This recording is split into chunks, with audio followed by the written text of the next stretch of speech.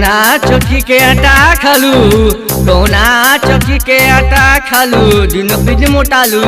कौना चौकी के आटा खालू, दिन पर भी मोटा जालू।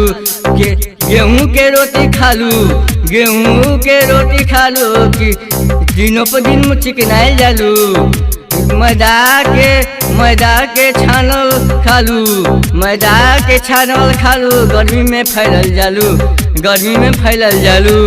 कौना यार के लिपस्टिक दिहल हो, कौना यार के लिपस्टिक दिहल हो, कौना यार के लिपस्टिक दिहल हो जालू कि